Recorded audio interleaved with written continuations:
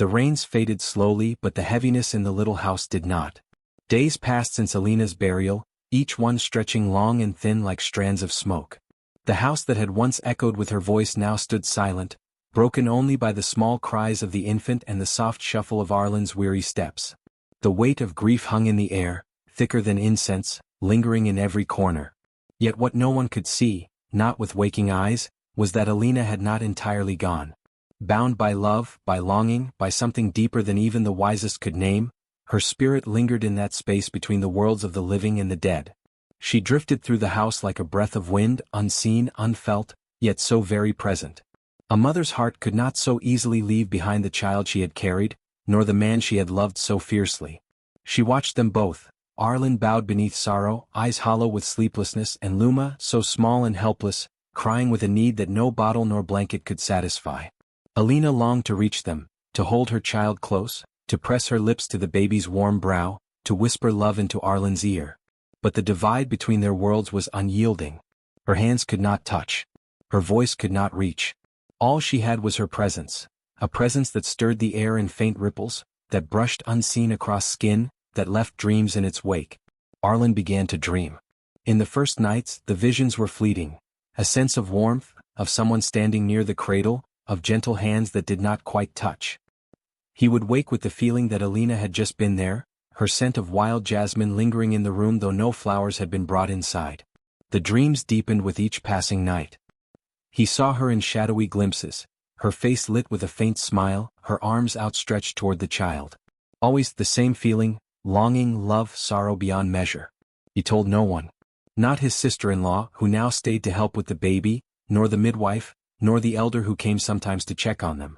He feared they would think grief had unbalanced his mind. But when he looked into Luma's small dark eyes, he saw something there, as though the child too felt it. Luma's cries were different now. They were sharper, more insistent, rising suddenly at moments when the house lay still. Not the cries of hunger or discomfort, those Arlen was learning to recognize, but something else, something deeper. Her tiny fists would wave in the air, her face scrunched with effort, and she would wail with such piercing sadness that even the midwife, when she came, would shake her head. "She misses her mother," the old woman said softly. "A babe knows more than we think." Others began to sense strange things as well. The sister-in-law, while tending the hearth one evening, felt a sudden cold breath on the back of her neck though no window was open. The woven charms above the cradle would sway on their strings though no breeze passed through the house. Lamps flickered, shadows danced where they should not. At first, Arlen dismissed it as imagination. But then the dreams grew stronger. He would see Alina clearly now in sleep, her hair unbound, her eyes filled with longing, her arms reaching for their daughter. In the dream, her lips moved soundlessly over and over, "Our daughter, our daughter." He would wake gasping, the ache in his heart fresh as the day he had buried her. Word began to spread quietly through the village.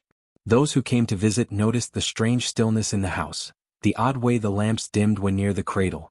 Some whispered that Alina's love was too strong to fade. Others feared it was a restless spirit, caught between life and death. Arlen heard these whispers but paid them no heed. Whatever this was, whether spirit or dream or memory, he knew only one truth: it was Alina's love, reaching across whatever boundary lay between them. It was her presence that lingered. And Luma, the baby, seemed to sense it more than anyone. Her restless cries grew more frequent. Some nights, she would calm only when Arlen sat with her beside the hearth, whispering stories of her mother. Other nights, she would wake with a start, eyes wide as though seeing something invisible to all others, her tiny mouth working as if to form words not yet hers to speak. The midwife noticed. "She is restless for a reason," she said quietly to Arlen one rainy afternoon. "It is not only grief that holds this house so heavy." Arlen nodded. He had no words. All he knew was this: Alina's spirit was still here. And the love that bound them had not loosened its grip, not for him and not for their child. As the 9th day after the burial approached, the dreams grew more vivid still. Arlen would wake with the scent of jasmine in the air, with the faintest sound, not quite a voice, not quite a cry, whispering through the quiet house. He did not fear it. He could not. It was love, a mother's love that death could not silence.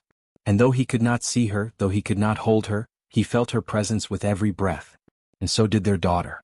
The rains faded slowly, but the heaviness in the little house did not. Days passed since Alina's burial, each one stretching long and thin like strands of smoke.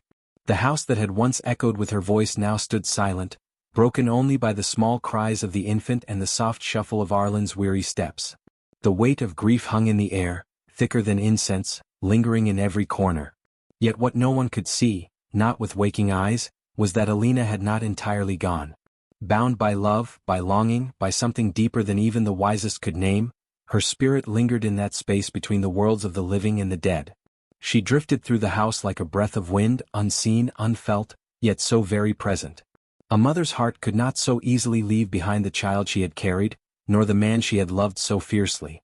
She watched them both, Arlen bowed beneath sorrow, eyes hollow with sleeplessness, and Luma, so small and helpless, crying with a need that no bottle nor blanket could satisfy. Alina longed to reach them, to hold her child close, to press her lips to the baby's warm brow, to whisper love into Arlen's ear. But the divide between their worlds was unyielding. Her hands could not touch. Her voice could not reach. All she had was her presence, a presence that stirred the air in faint ripples, that brushed unseen across skin, that left dreams in its wake. Arlen began to dream. In the first nights, the visions were fleeting. A sense of warmth, of someone standing near the cradle, of gentle hands that did not quite touch. He would wake with the feeling that Alina had just been there, her scent of wild jasmine lingering in the room though no flowers had been brought inside. The dreams deepened with each passing night. He saw her in shadowy glimpses, her face lit with a faint smile, her arms outstretched toward the child. Always the same feeling, longing, love, sorrow beyond measure. He told no one. Not his sister-in-law, who now stayed to help with the baby, nor the midwife, nor the elder who came sometimes to check on them. He feared they would think grief had unbalanced his mind. But when he looked into Luma's small dark eyes, he saw something there, as though the child too felt it. Luma's cries were different now. They were sharper, more insistent, rising suddenly at moments when the house lay still. Not the cries of hunger or discomfort, those Arlen was learning to recognize, but something else, something deeper. Her tiny fists would wave in the air, her face scrunched with effort, and she would wail with such piercing sadness that even the midwife, when she came, would shake her head. "She misses her mother," the old woman said softly. "A babe knows more than we think." Others began to sense strange things as well. The sister-in-law, while tending the hearth one evening, felt a sudden cold breath on the back of her neck though no window was open. The woven charms above the cradle would sway on their strings though no breeze passed through the house. Lamps flickered, shadows danced where they should not. At first, Arlen dismissed it as imagination. But then the dreams grew stronger. He would see Alina clearly now in sleep, her hair unbound, her eyes filled with longing, her arms reaching for their daughter. In the dream, her lips moved soundlessly over and over, "Our daughter, our daughter." He would wake gasping, the ache in his heart fresh as the day he had buried her. Word began to spread quietly through the village. Those who came to visit noticed the strange stillness in the house, the odd way the lamps dimmed when near the cradle. Some whispered that Alina's love was too strong to fade. Others feared it was a restless spirit, caught between life and death. Arlen heard these whispers but paid them no heed. Whatever this was, whether spirit or dream or memory, he knew only one truth: it was Alina's love, reaching across whatever boundary lay between them. It was her presence that lingered. And Luma, the baby, seemed to sense it more than anyone. Her restless cries grew more frequent. Some nights, she would calm only when Arlen sat with her beside the hearth, whispering stories of her mother.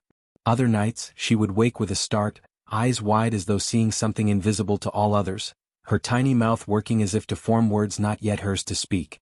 The midwife noticed. "She is restless for a reason," she said quietly to Arlen one rainy afternoon. "It is not only grief that holds this house so heavy." Arlen nodded. He had no words. All he knew was this: Alina's spirit was still here.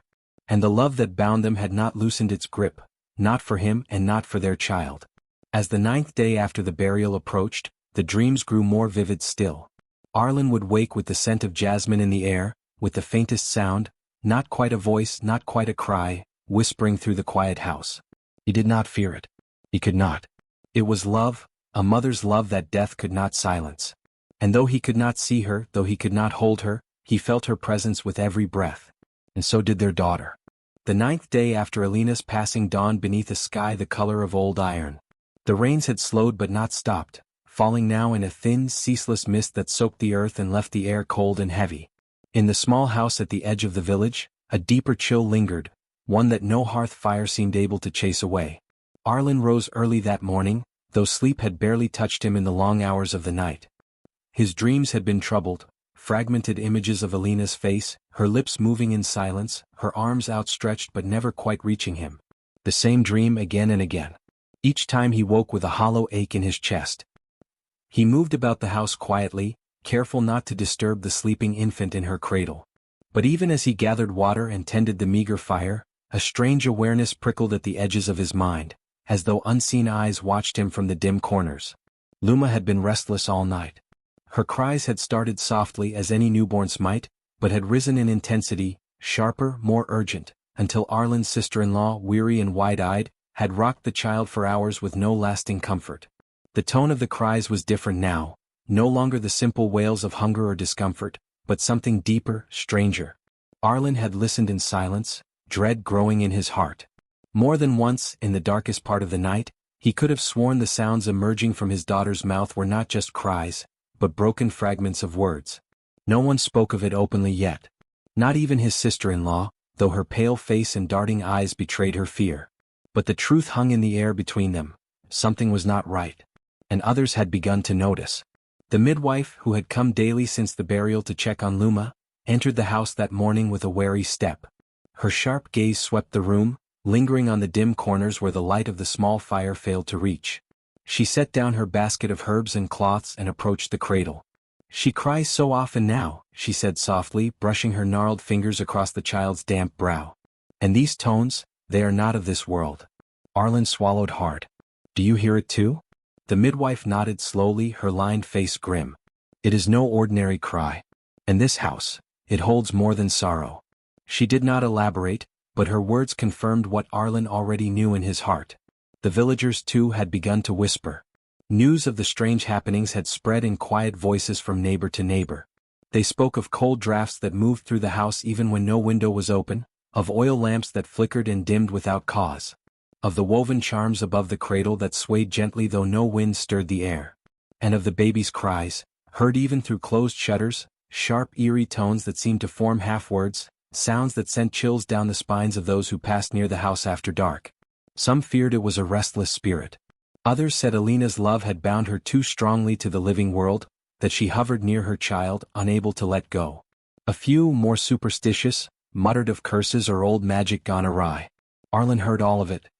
He said nothing, refusing to let idle fear take root in his mind. Yet deep inside, a gnawing uncertainty grew. He could feel Alina's presence.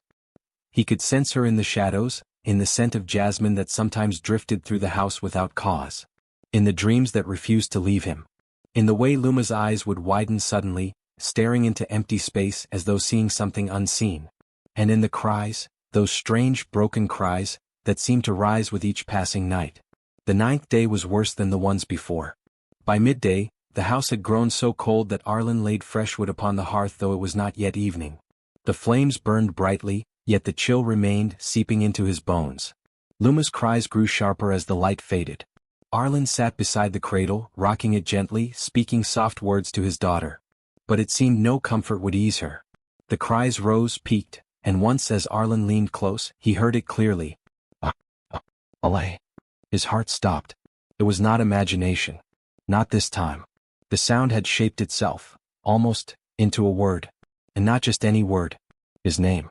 He stared down at the tiny child, heart hammering, breath caught in his throat. Luma's small face was scrunched with effort, her fists clenched, her eyes squeezed shut as though the cries were drawn from some deep, painful place. Beside him, his sister-in-law gasped, her hand flying to her mouth. She had heard it too. The cries continued, broken, uneven, but unmistakably threaded with the rhythm of human speech. As though some force within the tiny infant struggled to reach across the great divide. As though Alina herself spoke through her child. Fear and wonder warred within Arlen. He gathered the baby into his arms, rocking her gently, murmuring soothing words. But still the eerie tones echoed through the dim room, louder with each passing moment. Outside, the first villagers had begun to gather again. Drawn by the strange cries, they stood beneath the eaves in the misting rain, their faces pale with uncertainty. "It is her voice," one whispered. "Alina's spirit speaks." Others shook their heads, fear in their eyes. The midwife arrived soon after, her staff tapping on the wet stones as she entered. One glance at the room told her much. The cold, the flickering light, the baby's strange cries. She laid a hand upon Arlen's shoulder, her expression grave. "This is no mere sorrow," she said softly. "The spirit lingers, and it seeks to speak." Arlen closed his eyes, pressing his cheek against Luma's soft hair. His heart was torn, between grief, between love, between the aching hope that somehow Alina still remained with them. And so the 9th day came to its end. The rain fell without cease. The house stood cloaked in shadow. And through the long hours of the night, the cries of the infant rose again and again, sharper, stranger, each one an echo of a mother's love that would not fade. The dawn of the 10th day broke beneath a heavy sky, the gray light barely touching the sodden earth. Mist coiled through the village streets, winding between the low houses and across the narrow footpaths. It was the kind of morning that seemed neither part of night nor day, a world caught in between. In the heart of this stillness, the old midwife rose from her mat, her joints aching with the chill, her breath misting in the cold air. Though she was past her 8th decade, her mind remained sharp, her senses keen. And now, for the 3rd night in a row, she had woken from uneasy dreams. Dreams of Alina. Dreams of soft cries that became words. Dreams of a pale figure drifting through the house where the young mother had once laughed and sung. She had heard the whispers spreading through the village. The flickering lights. The swaying charms. The cries that rose from the child's mouth in strange, unnatural tones. She had heard how the neighbors spoke in hushed voices, casting nervous glances toward Arlen's home. And though she had known from the first that grief might shape men's minds, there was too much truth in these stories. Too much that aligned with the signs the old ones had taught her when she was young. The lore passed from midwife to midwife through generations, of spirits that clung too tightly to life, bound by love or sorrow. She prepared her satchel carefully that morning. Sprigs of sage and juniper. Small clay bowls for burning incense. A knotted cord, woven with protective charms. Not because she wished to drive the spirit away, but because if things were left to fester, the old teachings warned unrest could follow. Worse than sorrow. Worse than longing. By the time the sun had begun its slow gray climb behind the clouds, the midwife was already making her way through the village streets. People stepped aside as she passed, nodding respectfully, but none tried to stop her. The whispers followed her footsteps. "She goes to the house. They say the babe spoke last night. Her voice is in the child." The midwife ignored them. She had a task to do. When she reached the little house at the village's edge, she found the door ajar. A thin wisp of smoke curled from the hearth inside, but the air still hung cold and heavy. She knocked once, out of old habit, though none answered, and then stepped quietly through the doorway. The sight that greeted her brought a soft sigh from her lips. Arlen sat beside the cradle, haggard and hollow-eyed, Luma cradled against his chest. The child whimpered softly, exhausted from her long nights of crying. The sister-in-law hovered nearby, her face pale and drawn. "Midwife," Arlen whispered, voice rough with weariness. "You've heard the talk. You must tell me, what is this?" The old woman set her bundle down and knelt beside him, her sharp gaze sweeping the room. It was colder here than the morning's air alone could explain. The hearth burned well, but the chill remained. Shadows gathered in corners where no shadow should be. And the woven charms above the cradle, meant to bring peace and protection, swayed gently though the air was still. She reached out, laying a wrinkled hand upon the child's brow. Luma stirred at her touch. Her lips parted. And for the briefest moment, a sound escaped. A faint, broken tone that sent a shiver down the midwife's spine. Not a cry. Not a wail. A word, half-formed. A mother's word. The old woman closed her eyes, bowing her head. She had seen such things before in her long years, rare but not unknown. A spirit held too near. Love so fierce that death itself could not sever its bond. "Arlen," she said softly, opening her eyes again. "You know this is no ordinary grief." The young man swallowed hard. His voice broke as he spoke. "I feel her here. I dream of her every night. And Luma," she cries with her mother's voice. "It is her. I know it." The midwife nodded slowly. "It is her. Your Alina lingers still."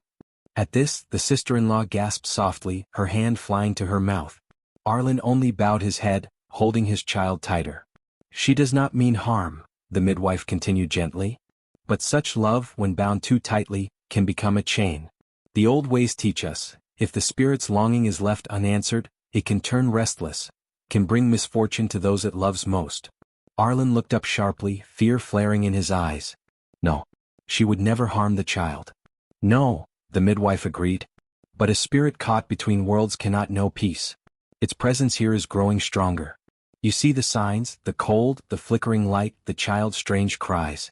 If we do nothing, that presence may begin to draw her further away from life. She let her words sink in. Arlen sat in silence, his arms wrapped protectively around Luma. The baby whimpered softly, her small fists curling. She watches over her, he whispered at last. She's trying to protect her. The midwife's gaze softened. Yes. But love alone is not enough. The dead belong to their rest.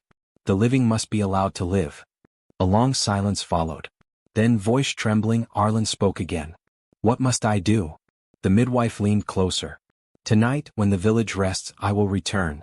There are rites, old ones, to ease the spirit's sorrow. To help her speak what must be spoken. If her message remains unheard, unrest will follow. But if we listen, perhaps she may find peace. Arlen's throat worked as he swallowed. Part of him yearned to hear Alina's voice again, to know her heart. And yet, the thought of truly saying goodbye tore at him. She may not wish to go, he whispered. The old woman laid a gentle hand upon his shoulder. Love does not always let us choose. But for your child's sake, for her peace, we must help Alina find her way. The day passed slowly, the house wrapped in a tense hush. Visitors came and went, leaving small offerings, food, herbs, quiet prayers. But the unease in the village deepened. More than one neighbor glanced nervously at the windows, at the door that seemed to groan on its hinges though no wind stirred. Arlen remained by the cradle, heart heavy with dread and hope in equal measure. When evening came, the midwife returned. Her satchel held herbs and incense, woven cords, a small brass bowl. She moved quietly through the house, her steps sure, her eyes grave. She laid her tools upon the hearthstone and turned to Arlen. Tonight we will listen, she said softly. And we will help her speak. And in his heart, Arlen whispered to the shadows. Alina, my love, I will hear you. I will not turn away. Night fell heavy on the 10th day since Alina's death. The mist that had clung to the village all day now deepened into a low, rolling fog, pressing against walls and window panes. The hearth in Arlen's house burned low, a small, flickering flame against the dark. The air inside remained chilled, thick with the sorrow of long days and longer nights. Arlen sat in his usual place beside the cradle, exhaustion etched deep into his face. His arms rested limply on his knees, head bowed. The sister-in-law sat nearby, dozing fitfully, her breath soft and uneven. Above them, the woven charms swayed gently on their strings, though no breeze stirred the still air. Luma had been restless all day. Her cries had grown sharper, more insistent, as though the tiny body could no longer contain the force that pressed through it. The midwife's warning echoed in Arlen's mind. If her message remains unheard, unrest will follow. He had prepared as the midwife instructed, setting the hearth clean, laying fresh branches of sage nearby. And now, with the hour late and the house silent save for the occasional crackle of the fire, he waited. The midwife arrived just before midnight, her figure appearing through the fog like some ancient spirit. She carried her satchel, her staff tapping softly on the threshold. Arlen rose to greet her, his voice barely above a whisper. She grows restless, he said. It's worse tonight. The old woman nodded, her face grim. It is the hour of change, she replied. If the spirit will speak, it will be now. She moved through the house with practiced ease, placing small bowls around the cradle, lighting them one by one. The thin smoke of sage and juniper began to rise, curling through the air. The midwife murmured soft words in the old tongue, words meant to soothe, to guide, to open the way between worlds. Arlen watched with hollow eyes, clutching Luma to his chest. The child squirmed and whimpered, her tiny brow furrowed as though troubled by dreams. The minutes dragged by. Outside, the fog thickened, muffling even the sound of distant waves on the shore. Within the house, the cold deepened, the fire flickering low. The sister-in-law stirred, waking fully now as the temperature dropped further. And then, just as the last bowl was lit, Luma awoke. It began with a soft whimper, low and uncertain. Arlen bent quickly over the cradle, heart pounding. The whimper rose, becoming a cry. Sure. Urgent. Then louder, a wail that seemed to pierce the very air. The small body arched, tiny fists clenched, mouth opened wide. The cry swelled in the small room, louder than any sound the babe had made before. And then, it changed. Amid the wail, a sound emerged, clear, rising above the cry. A word. N. Time seemed to stop. Arlen froze, breath caught in his throat. His name. Spoken from the mouth of an infant who had not yet learned even the simplest word. Again it came, unmistakable now. Arlen. The sister-in-law gasped, her hands flying to her mouth. The midwife straightened sharply, eyes wide, gaze fixed on the cradle. Once more, softer now yet clear. Arlen. It was not the high, babbling sound of a baby's experiment. It was shaped, formed with intent. And though the voice came from Luma's tiny mouth, the tone, the warmth, was not hers alone. It was Alina's. Arlen staggered back a step, his heart hammering wildly in his chest. His eyes stung with sudden tears. Alina, he whispered, voice breaking. It's you. The midwife moved swiftly to the hearth, lifting her staff. It is her spirit, she said firmly, voice echoing in the dim room. She speaks through the child. She must be heard. She raised her arms, chanting softly, the old words meant to guide a wandering soul. Around her, the smoke thickened, curling toward the rafters. Luma's cries rose again, no longer wordless wails but broken sounds, half speech, half sob. Her small body trembled with effort, as though the force within her strained against fragile limits. Arlen, came the voice again, weaker now, filled with longing. I'm here, Arlen whispered, dropping to his knees beside the cradle. Tears streamed down his face. I hear you, Alina. I hear you. The midwife's chant slowed, her gaze fixed on the babe. She is caught, the old woman said, between love and longing. The words must be spoken. The message must be given. And then, the house door creaked open. A small crowd had gathered outside, drawn by the eerie cries that had echoed through the night air. Neighbors and kin, wide-eyed, fearful, pressed near the threshold. The sister-in-law, trembling, beckoned them inside. They came hesitantly, the village elder among them, his staff in hand. The blacksmith's wife. The weaver. 2 of Arlen's cousins. All stood in stunned silence as the scene unfolded before them. Again the voice came, rising from the cradle. Arlen, love, our child. A collective gasp rippled through the watchers. It is her, the elder whispered, awe in his voice. The babe speaks with her mother's voice. Her spirit remains. Arlen bowed low over Luma, his tears falling freely now. The small child had fallen into fitful sleep, her tiny chest rising and falling in short, ragged breaths. The midwife lowered her staff. She has spoken, she said solemnly. Her longing reaches across the veil. This is no curse, no evil, it is love. But the spirit cannot remain so. It must find peace, for the child's sake, for all. The elder stepped forward, voice shaking. The village must bear witness. We have heard her words. Let none say it is madness or grief. The mother's love endures beyond death. Word spread swiftly through the village. By dawn, every household knew the tale, of the babe who had spoken with her mother's voice, of the cries that had pierced the night, of the father who had knelt in tears, calling to his lost love. And with the telling came a shift, in hearts and minds. Fear gave way to reverence. For it was not a tale of hauntings or curses, but of a mother's fierce love, unbroken by the grave.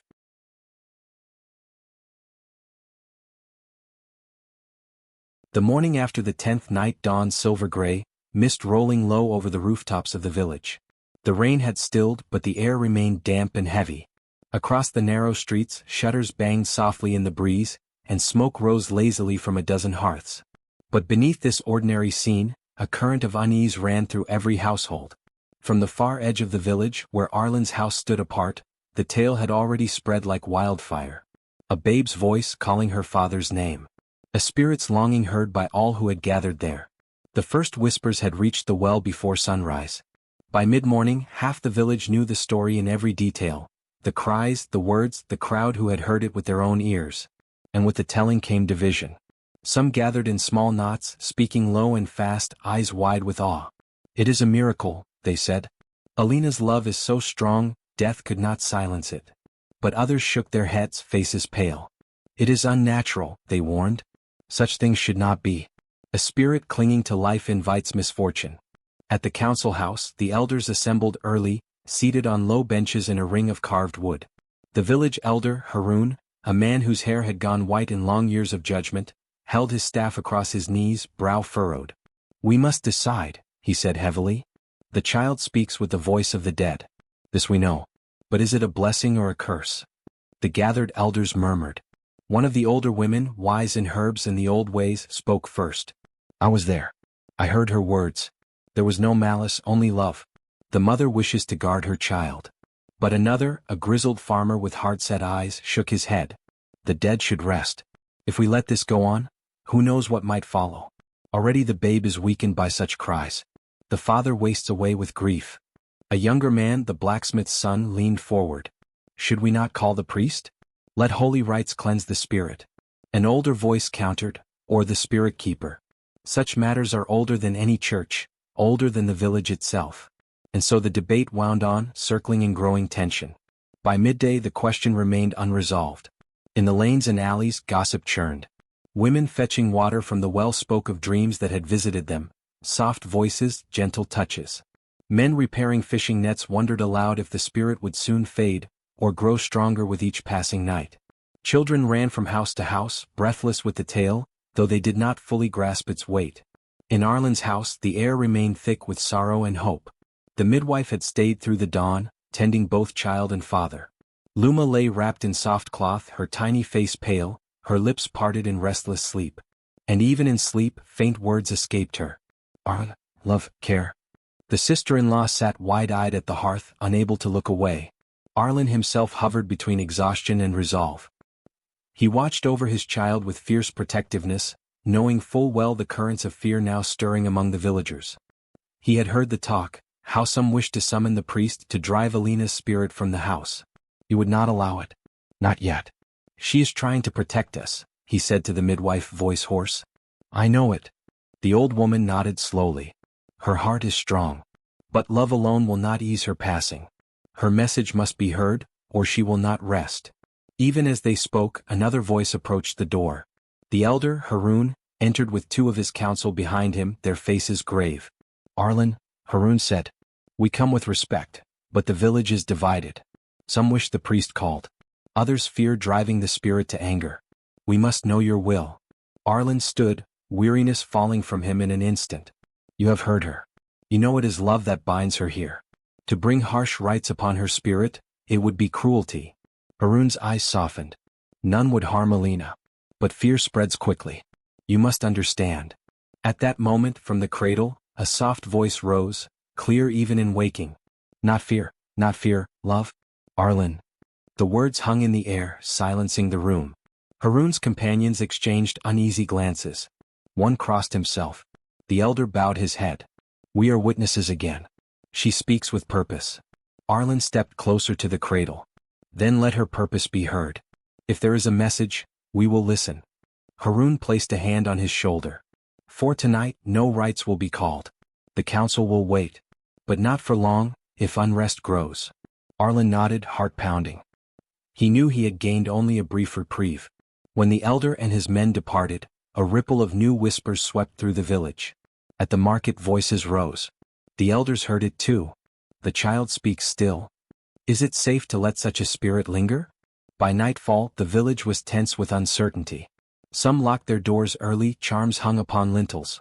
Others lit extra lamps, their glow flickering against shuttered windows. And still, from Arlen's house, the faint, broken words drifted through the night air. Love, safe. Arlen, child, danger. Those who heard them were filled with wonder and fear. For though the voice was gentle, it carried a strange weight, as though Alina sought not only to comfort, but to warn of something yet unseen. On the 11th day after Alina's passing, the village awoke beneath a leaden sky, heavy with storm clouds. The night's strange events had left every household restless. Few had slept well. The streets hummed with quiet tension, greetings exchanged in hushed tones, doors opened and quickly shut. From Arlen's home, the tale of the spirit's words had spread swiftly. Not merely cries of longing now, but messages. Phrases, fragments, words that hinted at something deeper. Something darker. In the council house that morning, Elder Haroun sat with furrowed brow, listening to reports from those who had lingered near Arlen's door the night before. She spoke again, one of the younger councilmen whispered. Not just his name, not just love. Warnings. She spoke of danger. Another nodded. I heard it myself. Betrayal, not accident, danger close. Those were her words. A heavy silence followed. The elder's gaze swept the room. Then this is no longer grief alone, he said gravely. Alina seeks not only to protect, but to reveal. Word spread quickly. By midday the entire village buzzed with uneasy whispers. The notion that Alina's spirit lingered was one thing, but to suggest her death had been no accident, that was another matter entirely. Neighbors eyed each other warily. Old grudges rose to the surface. In a place where few secrets remained buried for long, such a hint could shatter long-held facades. Arlen meanwhile remained by his child's side, every word etched into his heart. He had heard it clearly the night before, the voice of his beloved filled with urgency. Betrayal, danger, close. It was no vague lament. It was a warning. The midwife, sensing the shifting current, stayed close to the house, her old instincts wary. Alina's spirit grows stronger, she told Arlen softly. She will not rest until her truth is spoken. Arlen's voice shook as he replied. But what truth? Who could have? He broke off, a shadow falling across his face. An image rose unbidden in his mind, a man once called friend, now little more than a bitter shadow from the past. Rennick, a rival from years ago. Once a fellow hunter, now a tradesman with little warmth in his dealings.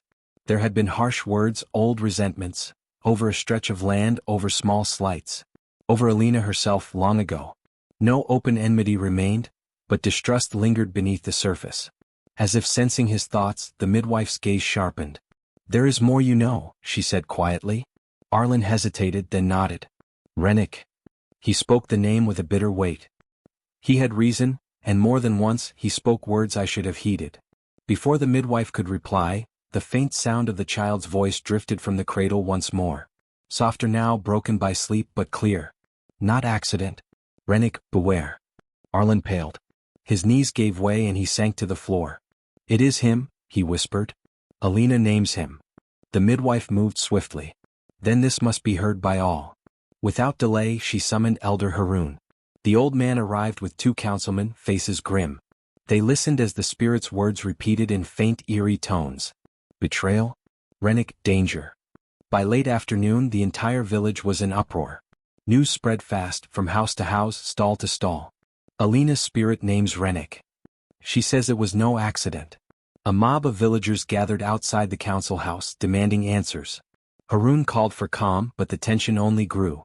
Some shouted that the priest must be summoned at once. Others insisted a spirit keeper be called instead. A few, bold and angry, muttered that Rennick should be dragged forth and questioned. For his part, Rennick had vanished. His house stood locked, the shutters closed tight. No smoke rose from the chimney. His neighbors claimed they had seen him slip away early that morning, face pale, eyes wild. By nightfall, fear and suspicion gripped the village. Where once Alina's spirit had been seen as a thing of love, now her message had turned the people's hearts. A murder, a betrayal, and a spirit crying for justice. In Arlen's house, the air grew heavier with each passing hour.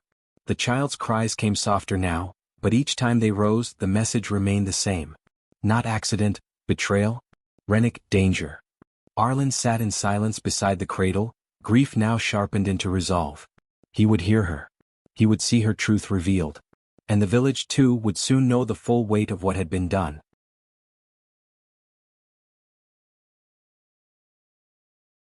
By dawn of the 12th day, Arlen's grief had transformed into grim determination. The voice of his beloved, speaking through their child, had shattered all doubts. Alina's death was no accident. Betrayal had taken her, and the spirit would not rest until the truth was brought to light. The village, meanwhile, seethed with tension. Fear of the spirit's growing power spread from house to house. Some villagers called for the priest, others for an exorcist. Yet many now looked to Arlen, waiting for him to act, for they too had heard Alina's warnings, and few could dismiss what had been witnessed. At the council house, Elder Haroun met with Arlen and the midwife. This cannot continue in shadow, the elder said. Alina names her betrayer. The village stirs toward unrest. What will you do? Arlen's voice was steady. I will find the truth and bring it before all. The midwife, her expression grave, laid a hand on his arm. Then you will need more than questions. The spirit speaks through the child, but it is wearying her. We must help Alina finish what she began. She rummaged through her old satchel and withdrew a bundle of herbs, a small clay jar, and a length of red cord. With these, she explained, I can perform a calling, an old rite. If her spirit still lingers so near, it will guide you to the truth. But you must be ready, for truth does not come gently. Arlen agreed at once. That very night, as shadows deepened, they prepared the ritual in Alina's old weaving room, a space that still held her scent, her warmth. The midwife placed the herbs in a shallow bowl and set them alight, filling the air with pungent smoke. She tied the red cord to the cradle where Luma slept fitfully, her small brow creased with unease. Then, with solemn words, she called upon Alina's spirit. Beloved mother, wronged wife, speak through the veil. Show us what we must know. Let truth rise. The air grew colder. The flame in the hearth flickered low. And from the cradle, Luma stirred, her small lips moving in broken whispers. Poison, cousin, beware. Arlen's breath caught. The word hung in the air, cousin. He thought quickly. His own cousins were few, and none had quarreled with Alina. But on her side, yes, Mara. Alina's elder cousin, a sharp-tongued woman, long resentful of Arlen's marriage. Mara had once hoped to wed him herself years ago. When Alina's beauty and kindness had won his heart, Mara's envy had only deepened. She had hidden her bitterness beneath polite words, but the old resentments had never fully faded.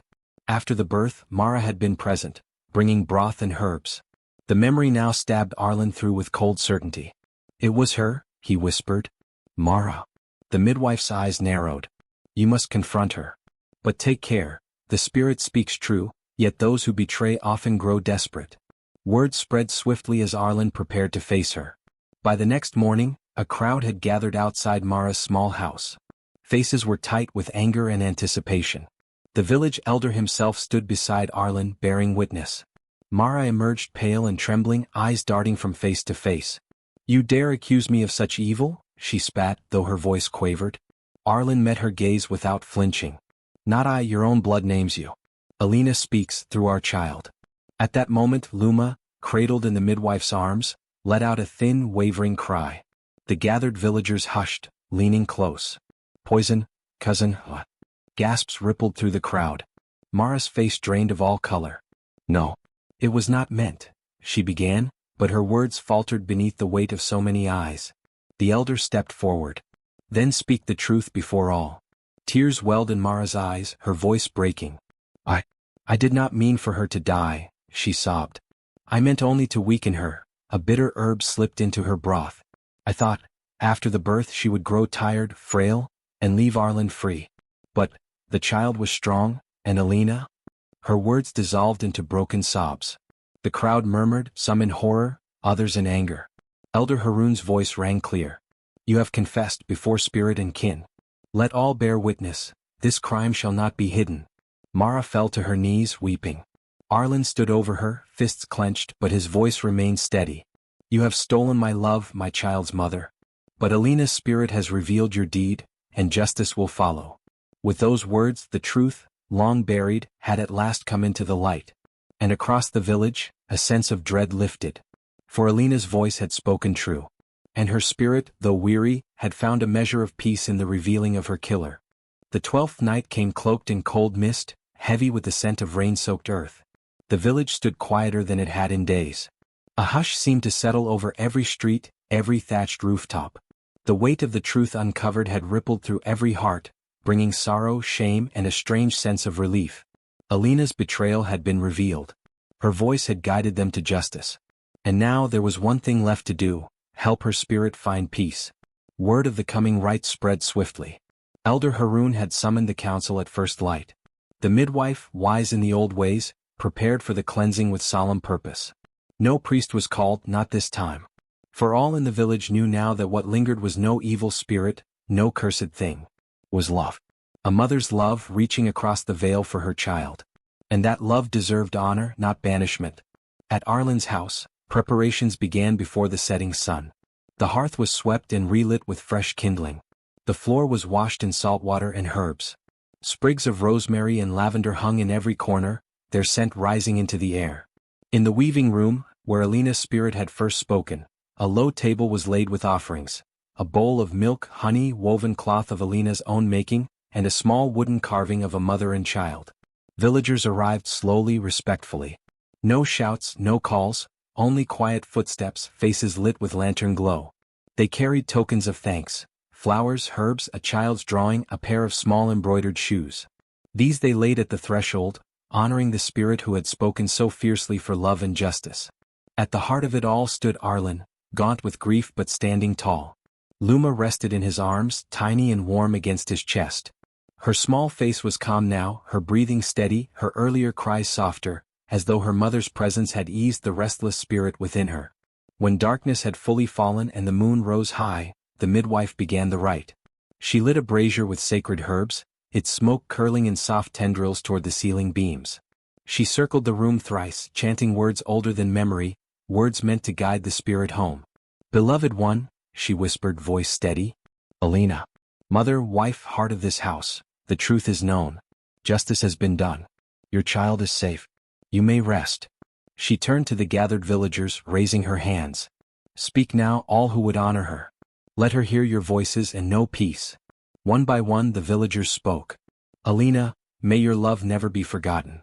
Alina, we will guard your child as our own. Alina, rest now in light and love." Arlen stepped forward last, voice trembling. "Alina, my heart, you have given all. You have protected our child when I could not. I will raise her with your love. I will honor you in all my days. Rest now, my beloved." At that moment the brazier's flame flared bright, and from the cradle, a soft voice rose, clear as a bell. "Arlen, love, farewell, my child, live." A collective gasp filled the room. Tears streamed down many faces, not from fear but from aching sorrow and wonder. It was her, unmistakably her. Alina's voice, one last time, carried on the breath of her child. The midwife bowed her head, voice soft. "She has spoken her farewell." The room remained silent, reverent, as the flame burned lower and lower. When at last the embers faded, a gentle warmth seemed to fill the space, lifting the cold that had hung there for days. And in the cradle, Luma stirred, her tiny mouth parting, not in a spirit-driven word, but in the clear, healthy wail of a newborn child. A true infant's cry, full of life, of hunger, of warmth. The villagers let out a collective sigh. Faces lit with bittersweet smiles. The spirit's work was done.